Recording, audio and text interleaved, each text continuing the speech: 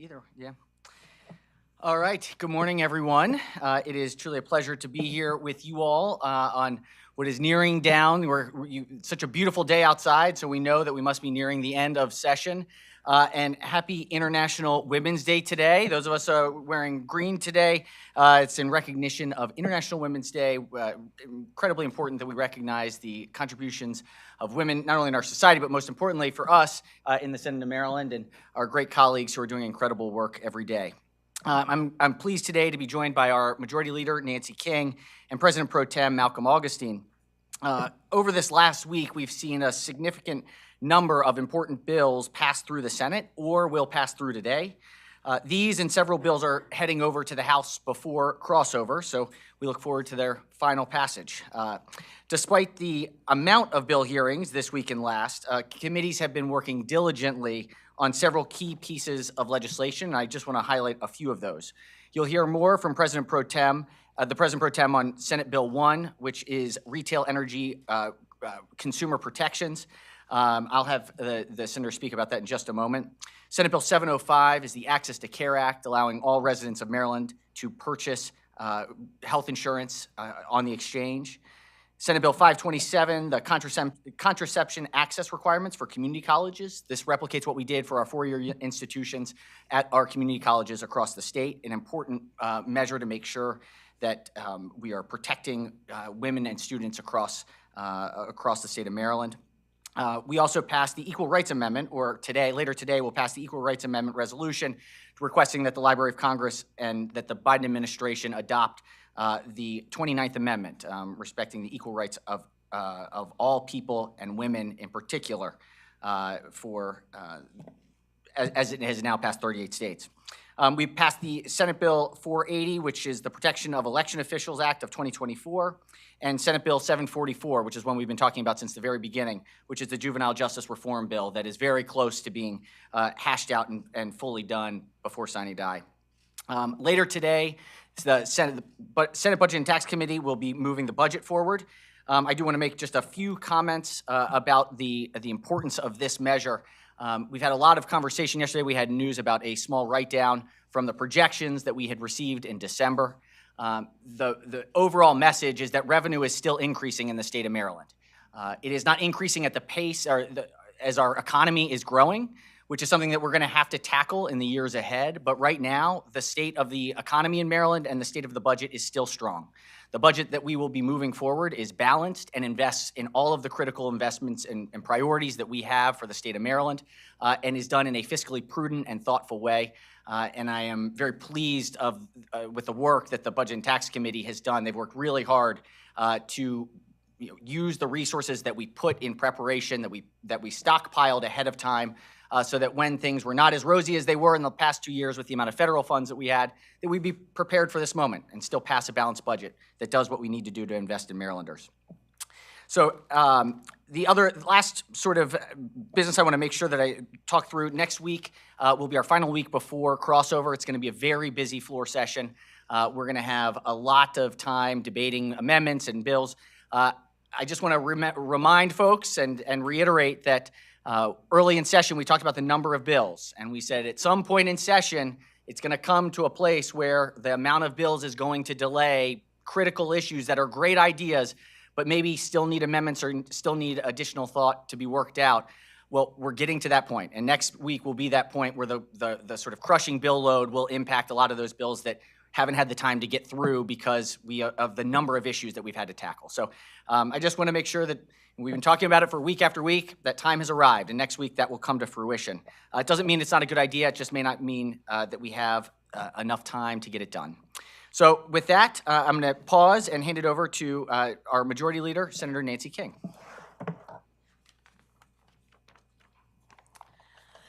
Good morning, everyone. Hope you're all having a good Friday, and hope you can get to go home early today like I'm hoping.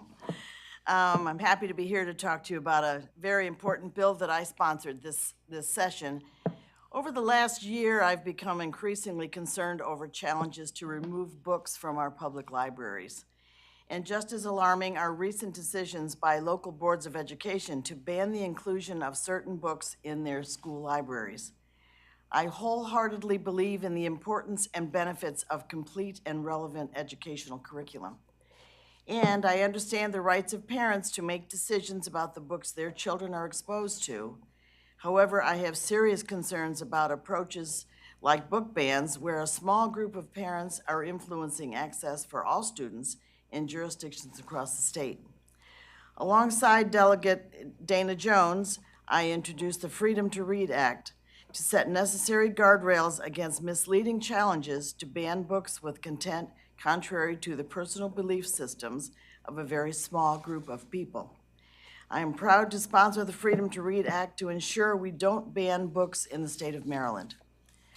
We must protect the freedom of expression in our libraries while balancing parental rights to make choices for their individual children. And we must protect our librarians, who are at the front line of protecting everyone's freedom to read.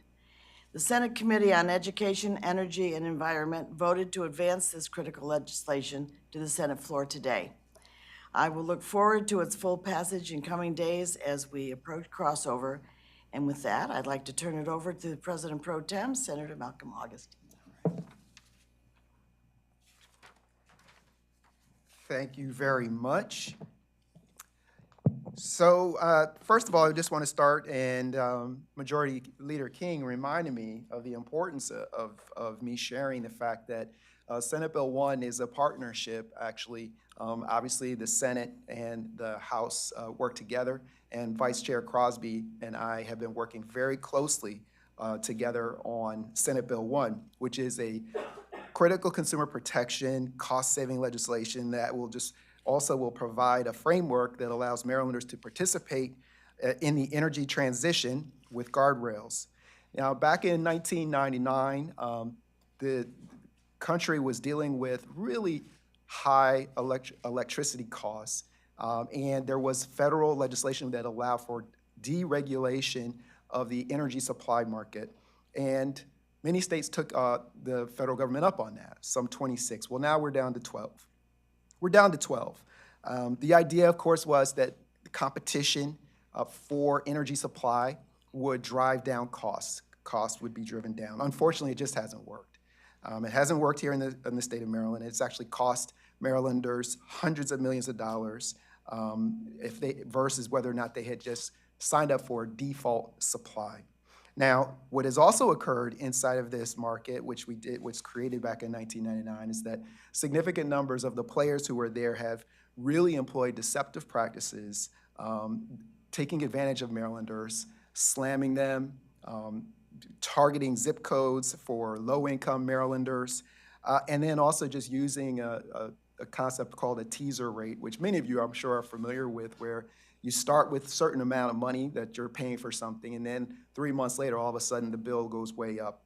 Well, we know also that this is not just a small number of Marylanders this has occurred to. I mean, this is actually over 300,000 customers who, in the course of 1 year, and this was 2022, paid in excess of $150 million above that default service. It's $150 million of Marylanders' hard-earned money that they could have had back.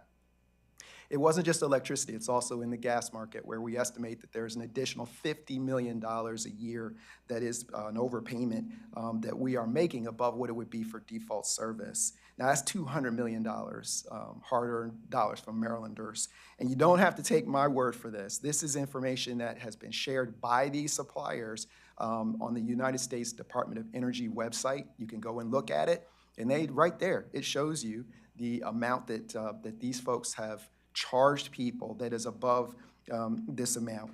Now, we took this very seriously, and we've been working with a diverse group of stakeholders to take this, because we do believe in a market. We want a market, though, that saves Marylanders money. And so we brought those stakeholders together to refine where we started with this. And what we did is we refined it down to really strictly being about residential customers, the ones, our constituents, allowing for commercial customers to continue to do a job of negotiating with folks for longer-term contracts that could work for them, but to really hone in on our residential customers. And we did it basically in 3 parts. The first part is that we refined the general market, and this is just for power in general. The key element to what we've put into that is a guardrail of is essence a price cap that says that you can't charge people above the standard offer service or the default service. We'll use a 12-month trailing average that will allow us to get to what that price is. But and the thing is, it's still an open market. If you can save folks money, we're all for that. Like, let's just continue to do that. But we just are not here for folks to be being charged above what they would otherwise get from a default service. We also create, though, because we know we have our goals that we have for clean energy and for renewable energy. We are creating and opening a green market, and that green market is going to allow for flexibility as it relates to price, but we are going to take the lessons that we learned from some of those deceptive practices that I talked about in this marketplace to provide real guardrails on there to make sure that it is safe. We're also going to put a protection in there that there's not greenwashing. We're going to ensure that the energy that people are buying actually is green energy or the associated attributes, which is called renewable energy certificates. I know it's kind of like complex stuff, but that we're going to make sure that that's actually happening.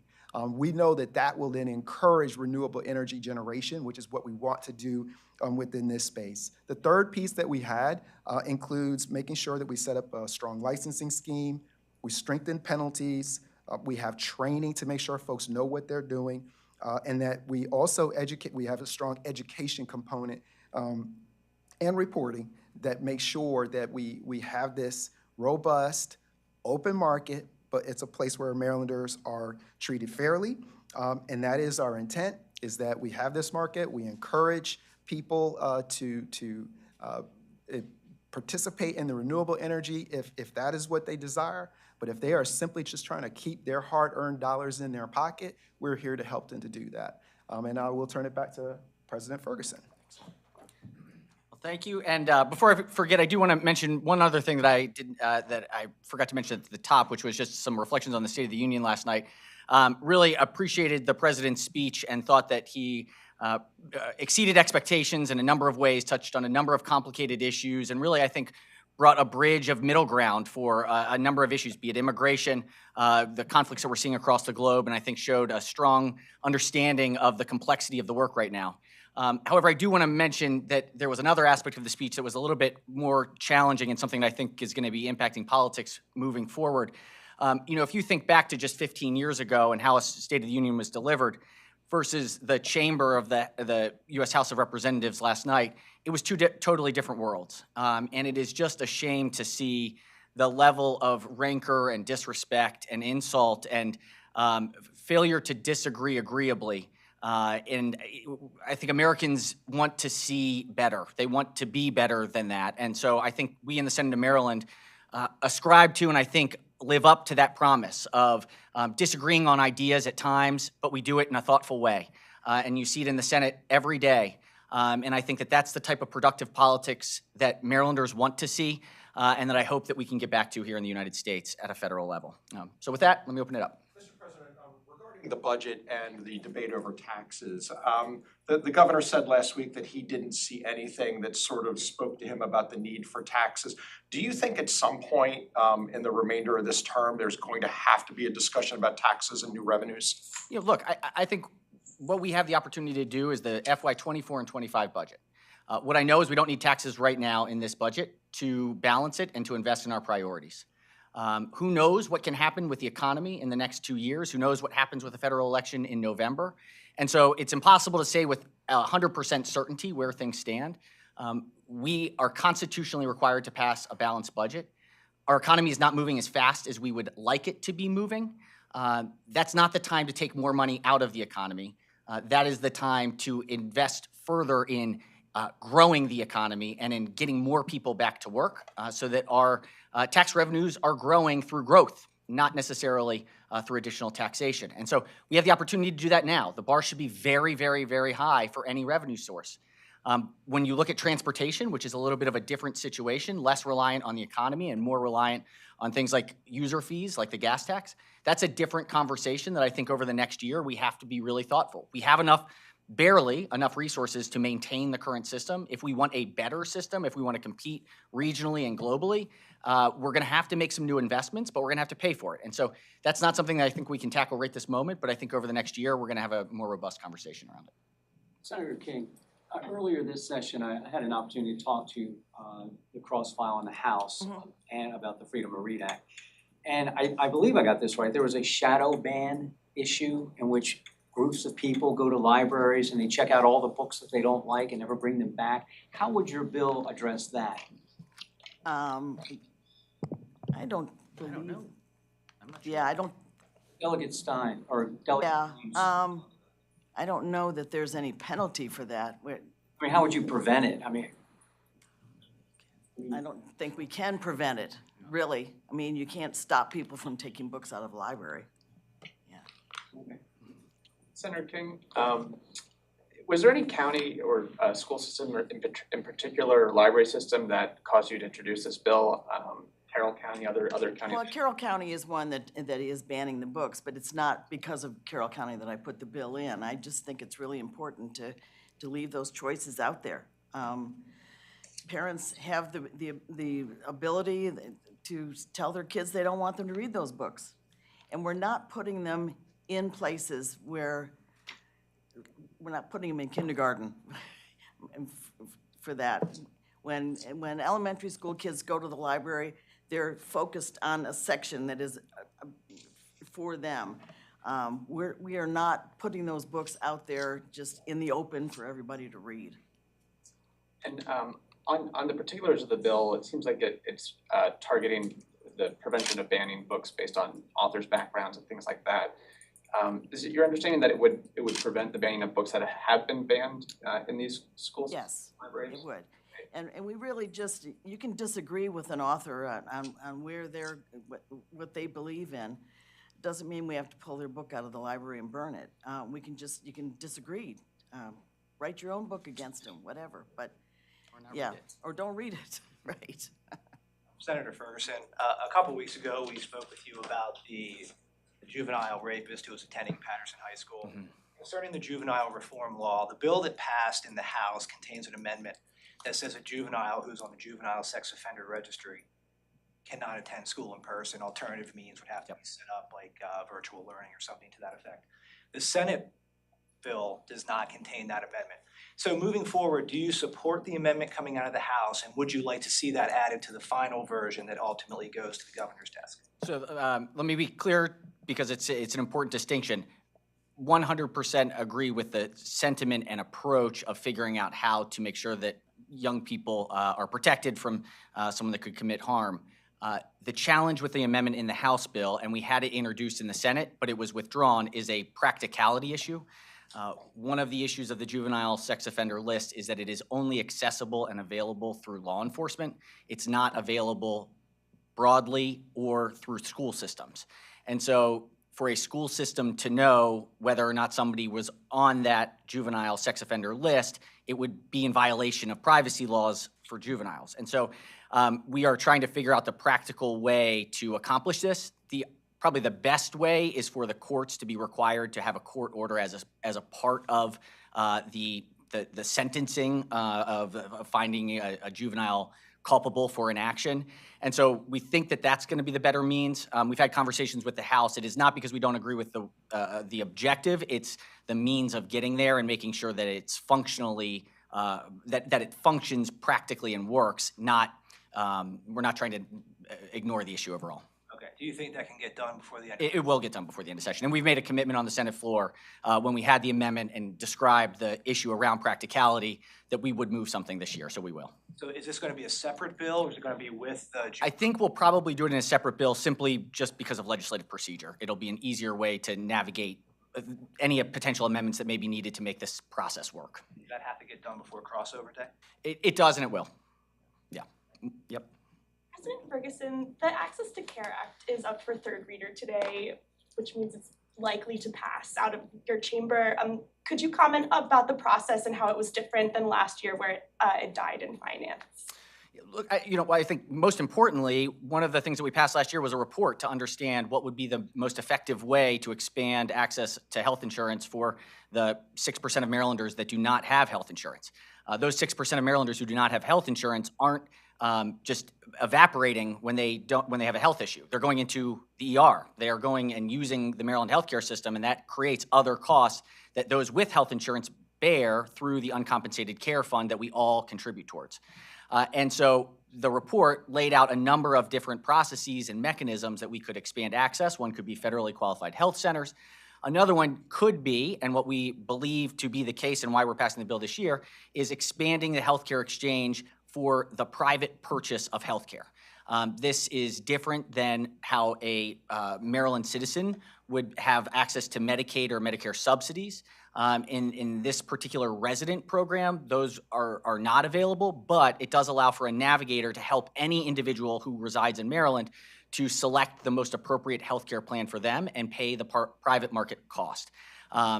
That's good for everybody. And so this bill is really honed in on that specific area.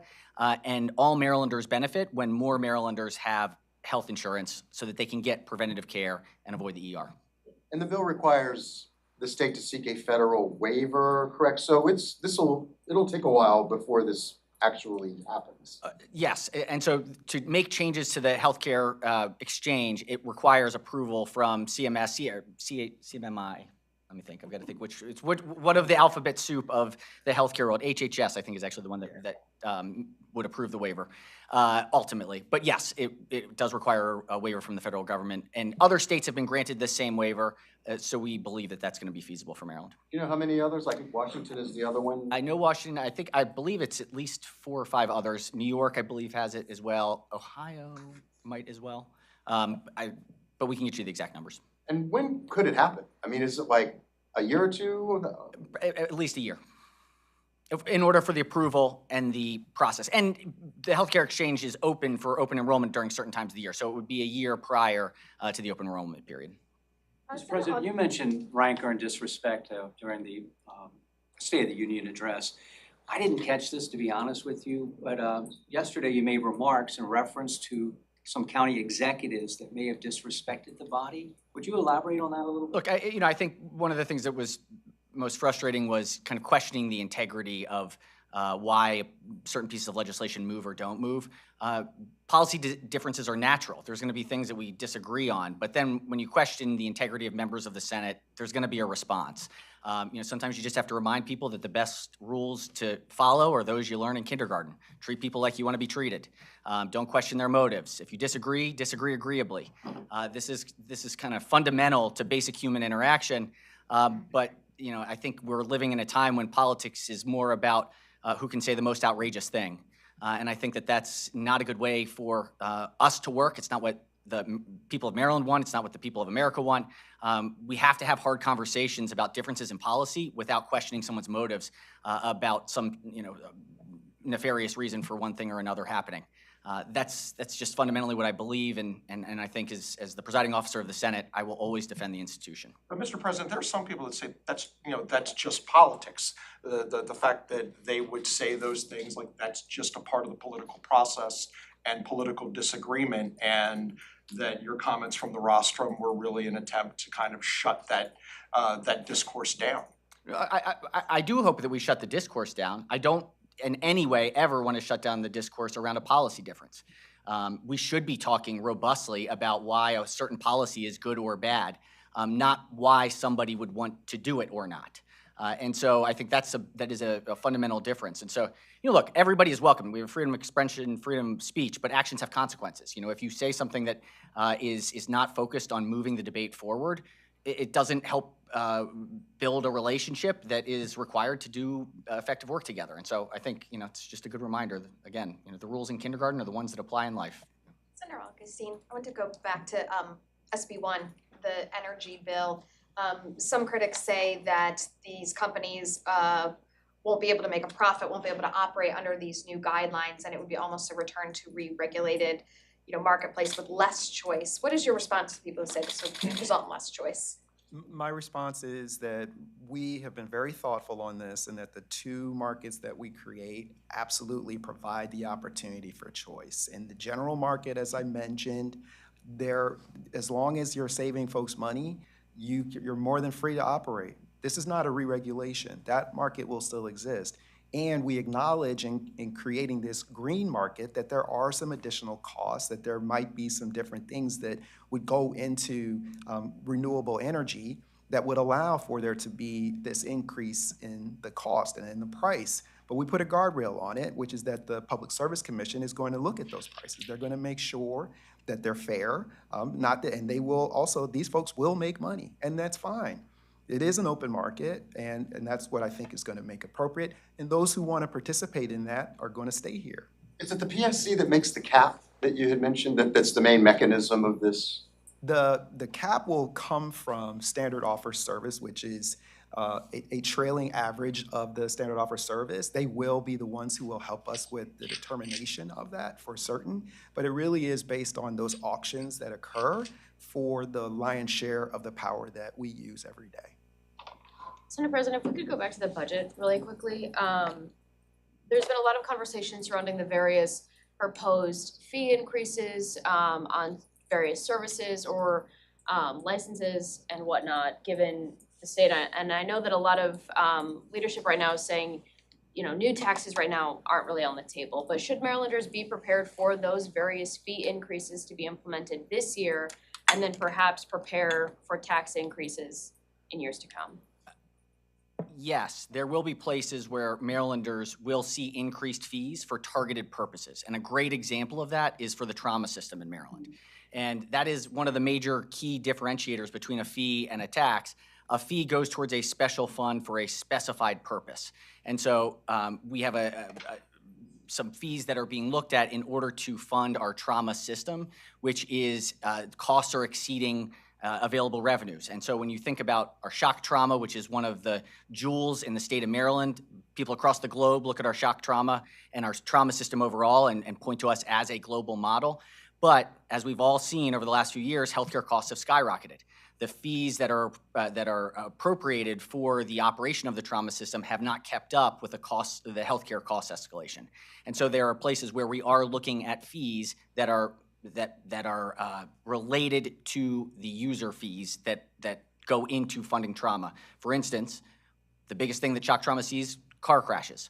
And so vehicle registration fees are related to the funding of the trauma system. If you get into a car accident, you want the best health care available, and so that should fund the system. Additionally, what we're seeing is a massive increase in the number of gunshot wounds and firearms-related violence.